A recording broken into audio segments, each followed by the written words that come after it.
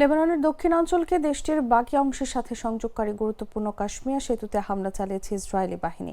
এর ফলে দেশটিতে মানবিক সহায়তা কার্যক্রম বড় ধরনের সংকটের মুখে পড়েছে।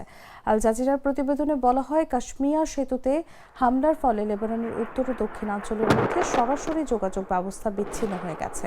রোববার ইসরায়েলের প্রতিরক্ষা মন্ত্রী ইসরায়েল কাৎজ লিতানি নদীর ওপর সব পারাপারের পথ এবং সীমান্ত সংলগ্ন লেবাননের অভ্যন্তরে সব বাড়িঘর ধ্বংসের নির্দেশ দেওয়ার পর কাশ্মীর সেতুতে হামলার ঘটনা ঘটে।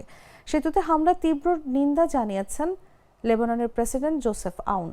তিনি বলেন, সেতুটিতে হামলা ছিল দক্ষিণ লিতানি অঞ্চলকে লেবাননের বাকি অংশ থেকে ভৌগোলিকভাবে বিচ্ছিন্ন করার অপচেষ্টা। এসব হামলা ইসরায়েলি সীমান্ত জুড়ে একটি বাফার জোন গড়ে তোলা সন্দেহজনক পরিকল্পনার অংশ, যা দখলদারিত্বের বাস্তবতা জোরদার করা এবং লেবাননের ভেতরে ইসরায়েলি সম্প্রসারণের চক্রান্তের অংশ। আল জাজিরা বলছে, মানবিক দৃষ্টিকোণ থেকে সেতুতে হামলার প্রভাব লেবানন সরকারের জন্য অত্যন্ত ভয়াবহ বলে আশঙ্কা করা হচ্ছে। লেবাননের উত্তর ও